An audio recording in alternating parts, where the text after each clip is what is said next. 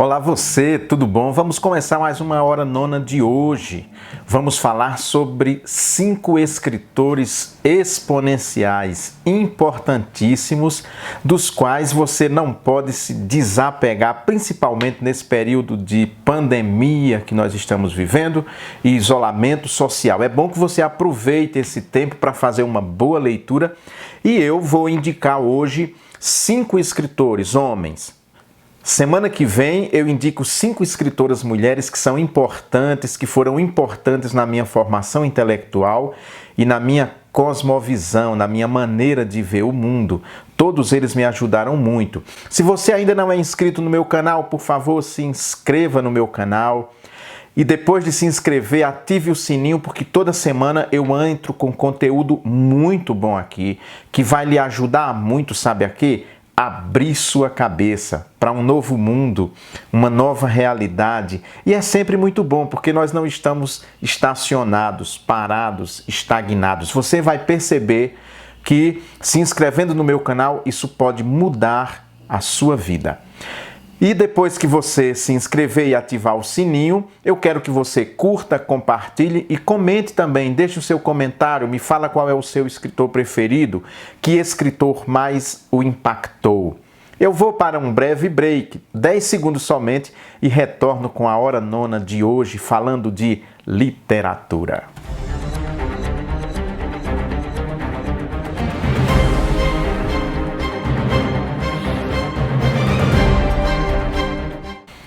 Estou de volta com a hora nona de hoje para a gente conversar um pouco sobre literatura. Literatura é algo que ocupa sempre um espaço muito importante na minha vida, sempre ocupou um espaço muito importante na minha vida.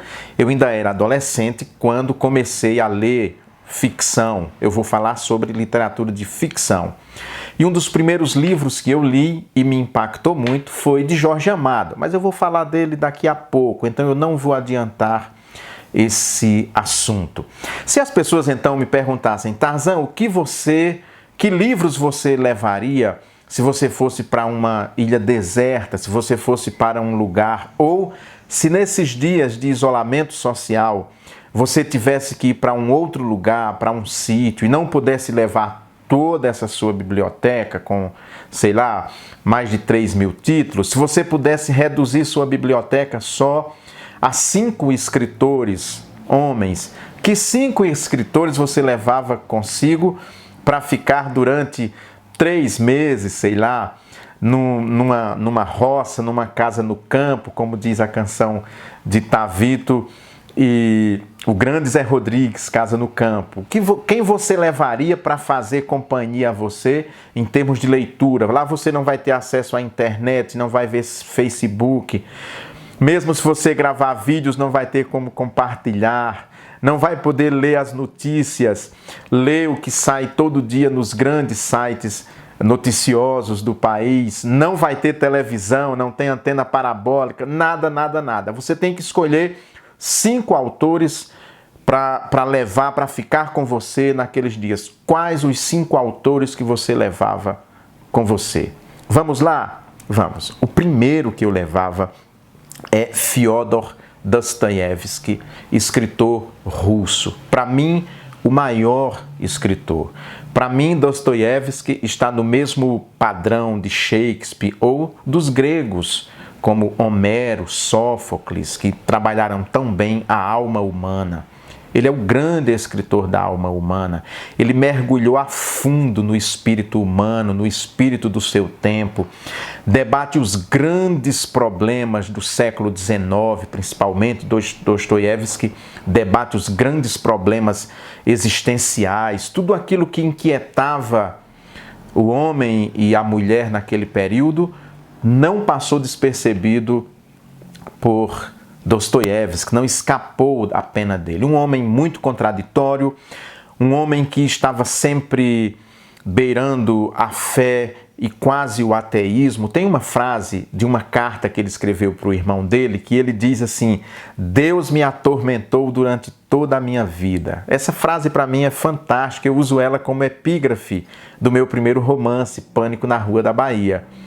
Dostoiévski me impactou muito. Eu comecei a ler mesmo Dostoiévski em 1987, ficava então até 2, 3 horas da manhã lendo, eu queria devorar toda a obra dele, li toda a obra dele naquele período e reli agora há muito pouco tempo toda a obra dele. Fantástico, fascinante. À noite ia aprofundando, eu tinha que levantar muito cedo e aí, para eu não dormir, eu ficava andando no meu quarto de um lado para outro, ficava sozinho num quarto, andando de um lado para o outro, e aí só parava de ler quando eu começava a bater na parede, né? Eu adormecia andando, batia na parede, mas foi assim que eu li grandes obras. De Dostoiévski, eu quero destacar aqui para vocês, falar e indicar 2 livros. Primeiro, Os Irmãos Karamazov. Aliás, 3, eu reservei 3 de Dostoiévski. Os Irmãos Karamazov, que talvez seja o livro mais importante dele, é a obra máxima dele, porque aqui ele trata sobre ateísmo, sobre fé, sobre moral, sobre os limites do ser humano. É um livro que qualquer pessoa se encanta com esse livro, porque ele nos toca profundamente. Ele faz um mergulho filosófico, teológico, antropológico na alma humana, algo realmente exponencial, esplendoroso, grandioso. Tem um outro livro dele, O Idiota, que eu gosto muito também, que ele trabalha muito a personagem principal daquele livro como um tipo de Jesus Cristo, exatamente. Ele trabalha a personagem principal como um tipo de Jesus Cristo. E há cenas muito dramáticas neste livro, O Idiota, cenas muito fortes, muitas delas memórias de Dostoiévski, de eventos que ele passou na vida dele, de momentos difíceis que ele passou na vida dele, aparecem então neste livro. Eu não sei se você sabe, mas Dostoiévski foi condenado à morte pelo Tsar por atos contra o governo. Ele participou de círculos literários que discutiam o tsarismo, e o tsarismo era terrível na Rússia, era totalitário, e ele foi condenado à morte. E Dostoiévski, quando estava no paredão para ser morto mesmo, ele já literalmente no paredão, os soldados à frente com os fuzis para atirar. É uma cena dramática. Ele disse que olhou, viu cintilando ao longe a cúpula de uma igreja. As igrejas russas, a cúpula quase sempre é dourada. Ele disse que viu cintilando e se perguntou: daqui a 10 minutos, onde eu estarei? Quem serei eu? E aí, nesse ínterim, faltando 10, 15 minutos para ele ser executado, chegou uma ordem do Tsar comutando a pena capital por 10 anos de trabalhos forçados na Sibéria. E aí ele então vai para a Sibéria, onde ficava a prisão terrível. Não tinha como escapar da Sibéria, não tinha como fugir, porque se você fugisse do presídio, morria no gelo, 40, 50 graus negativos, abaixo de zero, em algumas épocas do ano. No caminho para a Sibéria, ele disse que era comum o povo ir para as estações de trem para dar presente aos prisioneiros. E aí, nisso, ele recebeu uma Bíblia de presente, alguém deu uma Bíblia.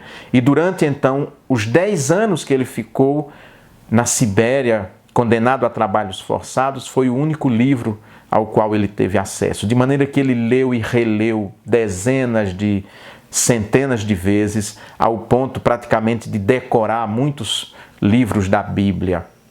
E essa história que eu estou contando para vocês da condenação, a gente vê em O Idiota, e os 10 anos na Sibéria, você vai ver no terceiro livro dele, que é Recordação da Casa dos Mortos, quando ele volta da prisão, já depois de muito tempo, de 10 anos, ele então escreve suas memórias, que é um livro chocante, que ele fala como foi a experiência dele ali num campo, numa prisão onde estavam, além de criminosos políticos como ele, um intelectual respeitado já em toda a Rússia, havia também assassinos, ladrões, tantas pessoas, a escória humana. Então ele ficou ali convivendo com a escória humana, por isso que ele mergulha tão profundamente na alma não só do povo russo, mas na alma humana. Dostoiévski, com certeza, eu levaria comigo. Tem mais. Agora, autores brasileiros. Eu escolhi um estrangeiro e depois autores brasileiros. Eu levaria Machado de Assis, com certeza, todo ele. Eu tenho todo ele aqui. Tenho Dostoiévski também, toda a obra dele. De Machado de Assis eu levava toda a obra dele. Mas para vocês eu destaco então sua obra clássica, que eu penso que toda pessoa que fez até que completou o ensino médio leu pelo menos uma obra de Machado de Assis, que é Dom Casmurro, sua obra mais significativa, mais popular. Mas ele, além de outros romances muito importantes, ele é um excelente contista.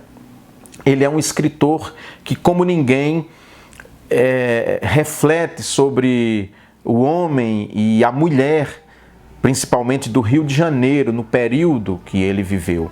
Machado de Assis é outro escritor que também mergulha na alma humana de uma maneira abissal, forte mesmo, os sentimentos, as reações mais inesperadas que nós temos diante de situações que nos aparecem, como nós vamos ver em sua obra magna, que é Dom Casmurro. Mas eu gosto muito dos contos de Machado de Assis.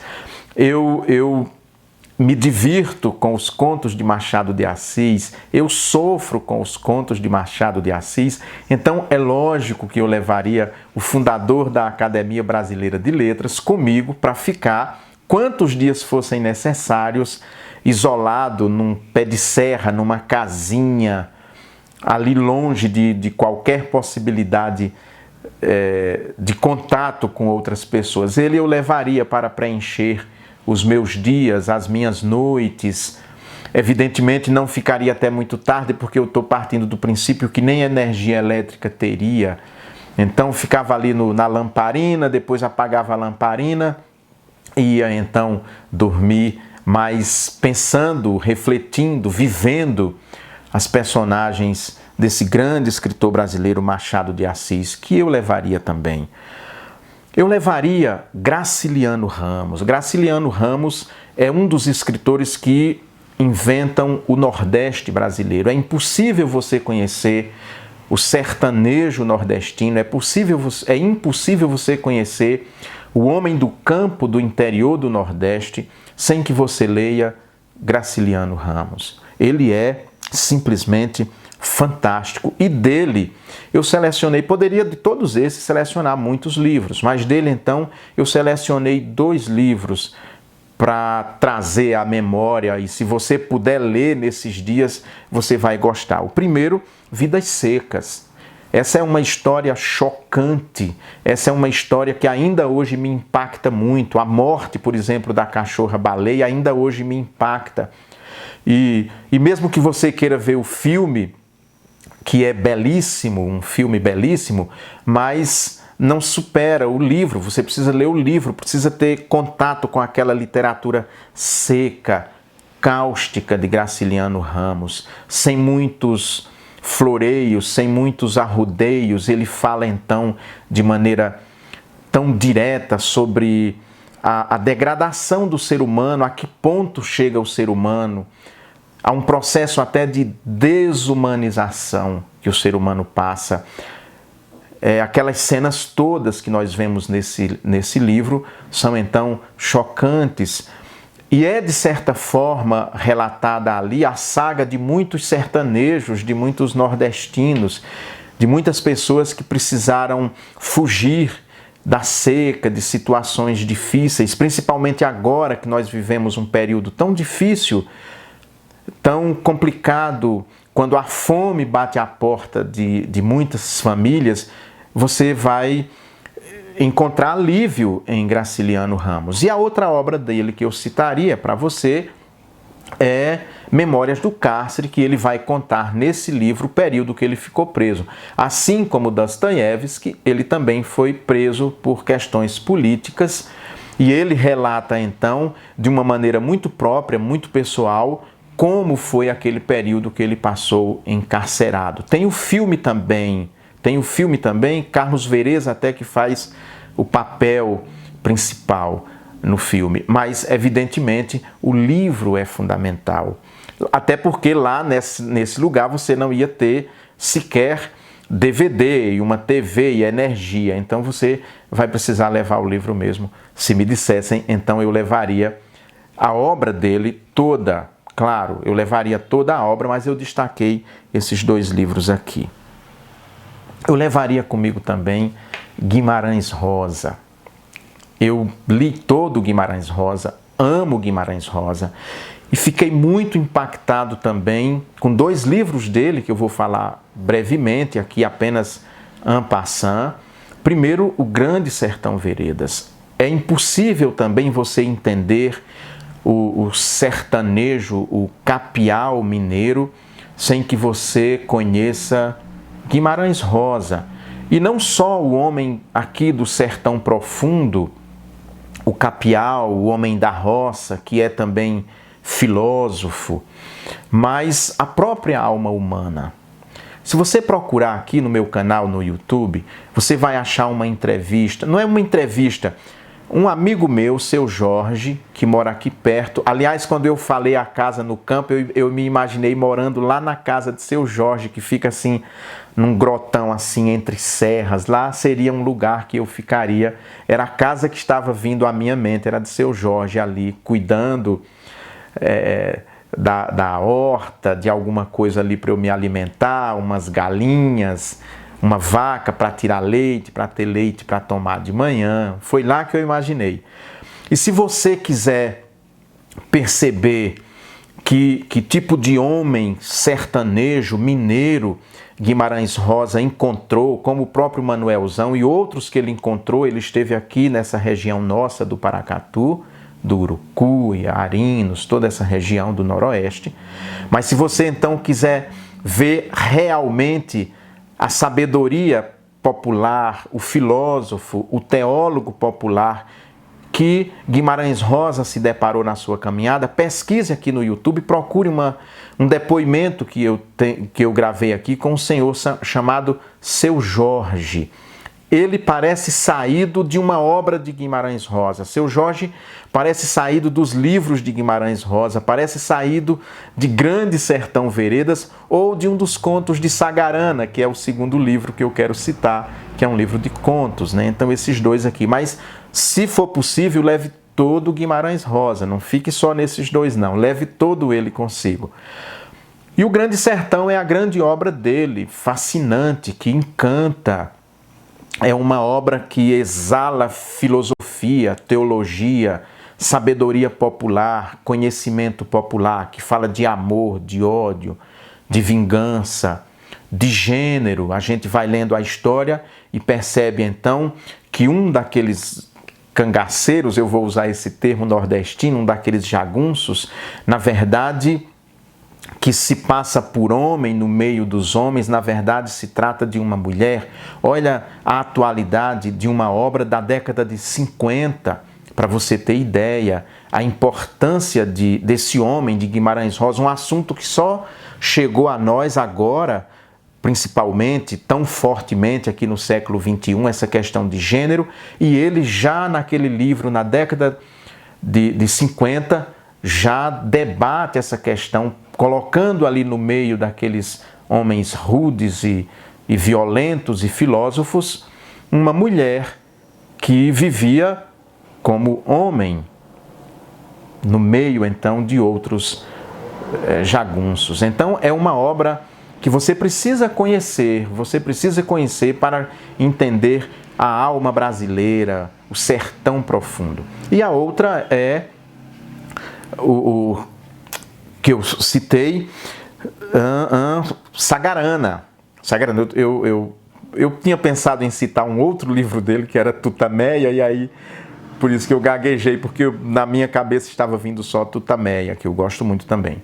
Mas Sagarana é uma obra fantástica, e ali tem então um conto que encerra, que é A Hora e Vez de Augusto Matraga, que é uma grande um conto fantástico. E esse livro mudou os rumos da literatura brasileira, para você ter ideia. Mudou os rumos do pensamento brasileiro, para você ter ideia. Às vezes a gente se ilude imaginando que só vai conhecer bem um povo, só vai conhecer bem um país, quando lê os antropólogos, os sociólogos, filósofos. Não, você pode entender a alma de um povo lendo ficção de uma forma tranquila, prazerosa, sem aquele ambiente cáustico, duro de uma obra de não ficção, como às vezes pode parecer. Por exemplo, Casa Grande Senzala, do grande Gilberto Freire, é cáustico para você entender. Ou Raízes do Brasil, de Sérgio Buarque de Holanda, pai do Chico, são obras importantíssimas para você entender o Brasil, o povo brasileiro, de Darcy Ribeiro. Então, se você quer fugir dessas obras que são muito difíceis, cáusticas para ler, imagina, então, Casa Grande Senzala, um calhamaço assim, vá para a literatura de ficção, porque esses autores ensinam a você conhecer o Brasil e conhecer a você mesmo. Eles inventaram o Brasil. O último que eu pus, isso aqui não está em ordem propriamente de importância, né? Não está em ordem de importância. Quem sou eu para estabelecer um cânon de importância da literatura brasileira?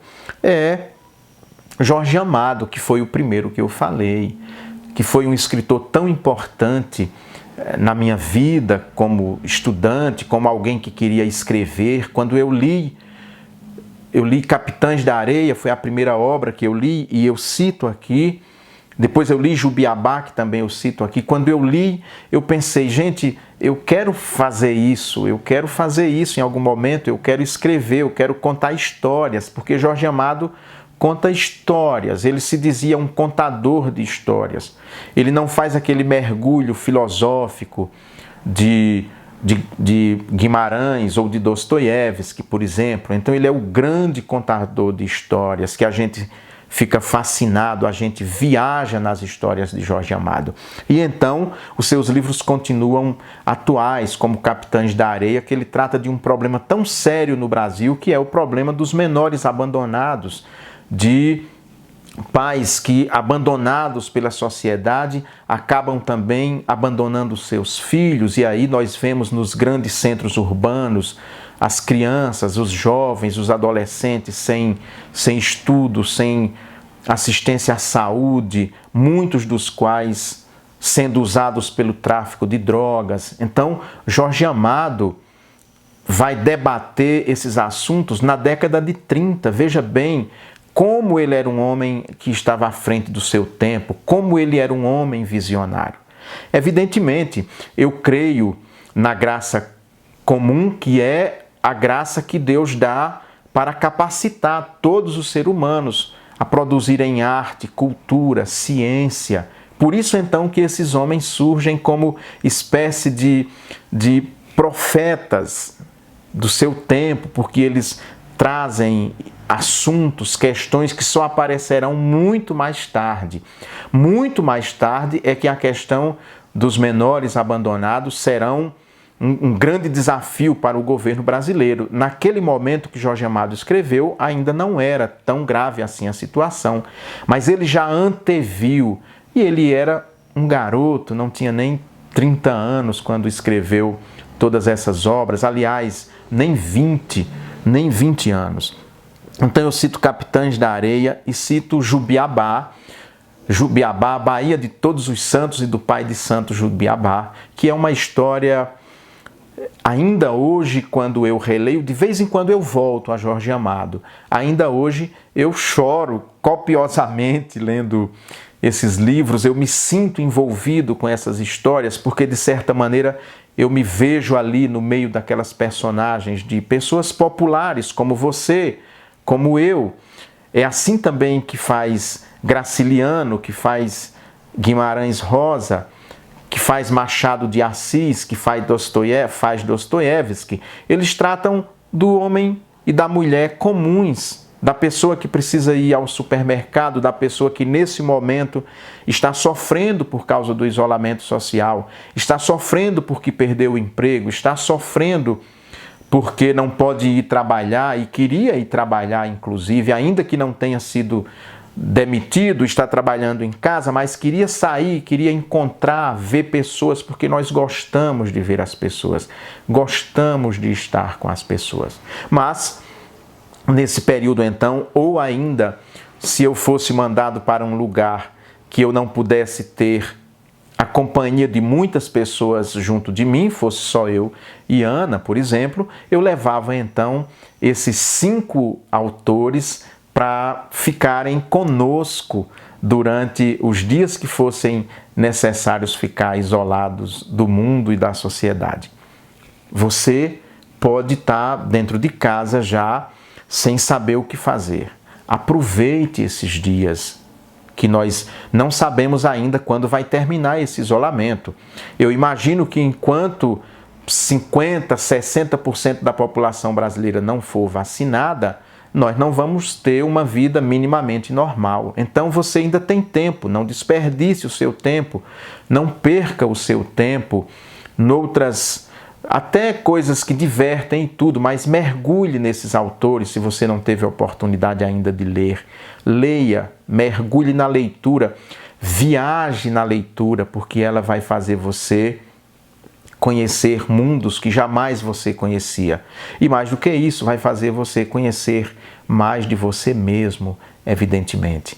Então, eu queria indicar esses 5 escritores exponenciais e depois, semana que vem, eu vou falar de 5 escritoras, de 5 autoras que eu considero também importantíssimas e que eu levaria junto com esses 10 homens, eu levaria 10 mulheres escritoras, 5 mulheres escritoras e mais esses 5 homens, para nos fazerem companhia durante o período em que a gente estivesse sem poder ter acesso nem mesmo às redes sociais. Tá bom assim?